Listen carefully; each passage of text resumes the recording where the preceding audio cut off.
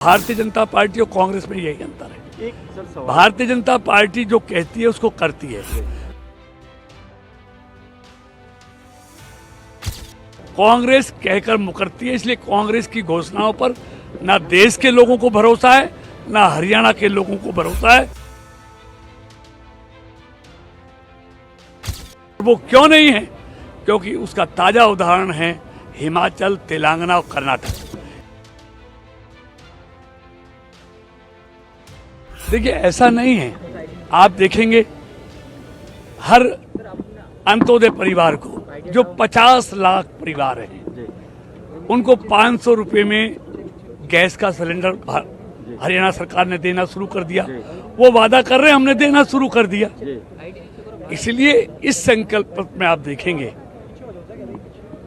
आप महिला का भी, अन्नदाता का भी, युवा का भी और गरीब का भी और उद्योगपति का भी, व्यापारी का भी, सबका ध्यान रखा गया है।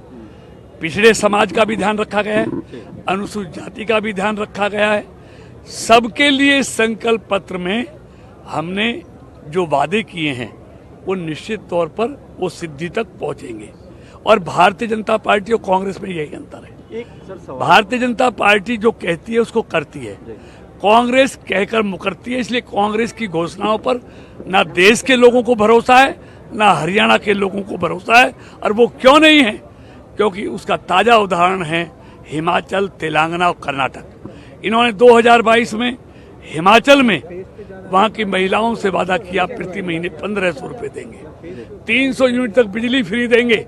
आज 2 साल हो गए, ना महिला भी को पैसा 1500 रुपए मिल रहा है, ना 300 यूनिट बिजली फ्री मिल रही है।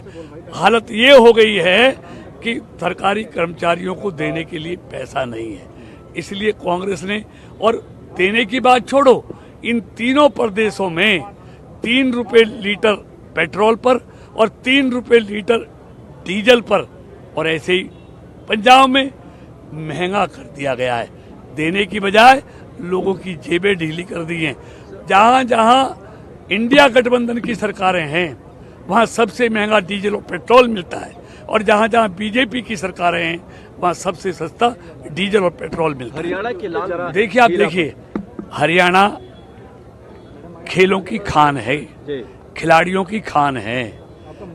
ओलंपिक हो, पैरा ओलंपिक हो, एशियन हो, वर्ल्ड खेल हो, सब में जितने पदक देश के लिए आते हैं, आधे से ज्यादा हरियाणा के खिलाड़ी लाते हैं। हमको हरियाणा के खिलाड़ियों पर गर्व है, जिन्होंने पूरी दुनिया में देश की और हरियाणा की प्रतिष्ठा को बढ़ाया है। आज हिंदुस्तान में अगर सबसे अच्छी खेल नीति है तो वो हरियाणा की बीजेपी की सरकार ने बनाई थी, जिसके कारण आज हमारे खिलाड़ी पूरी दुनिया में धूम मचा रहे हैं। नीयत का फर्क है। कांग्रेस का जीता जागता उदाहरण है, उन्होंने हिमाचल में घोषणा की थी, कर्नाटक में घोषणा की थी।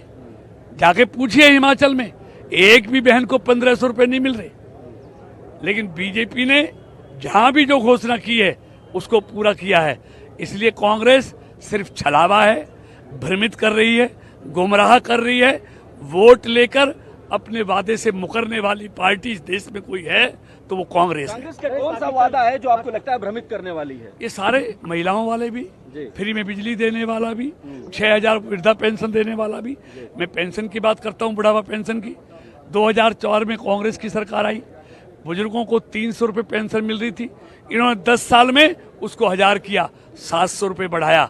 और जब बीजेपी की 2014 में सरकार आई तब 1000 मिलती थी, हमने 2000 बढ़ाकर उसको 3000 तिगुना किया। इन्होंने 700 बढ़ाए 10 साल में, हमने 10 साल में 2000 बढ़ाए। तो ये इनकी कथनी करनी है। अब इनको सीनियर सिटीजन भी याद आ रहे हैं, किसान भी याद आ रहा है, महिला भी याद आ रहा है। लेकिन जब सत्ता में थे इनको कोई याद नहीं आया। इसलिए कहते हैं, जब रंज दिया बुतों ने तो खुदा याद आया। तो इसलिए ये धोखा दे रहे हैं। एमएसपी को लेकर के क्या? देखिए, जब कांग्रेस की सरकार थी 4 फसलों को एमएसपी पर खरीदती थी। आज नायब सैनी की बीजेपी की सरकार है, आज 24 फसलों को एमएसपी पर खरीदती है। हमने एमएसपी के रेट भी बढ़ाए हैं, एमएसपी पर उनसे ज्यादा खरीद भी की है। वो 4 फसलें खरीदते थे, हमने 24 फसलें खरीदी हैं। उन्होंने किसानों के खराबे का 10 साल में 1100 करोड़ मुआवजा दिया, हमने 10 साल में 13,000 करोड़ रुपया किसान की फसल का खराबे का दिया।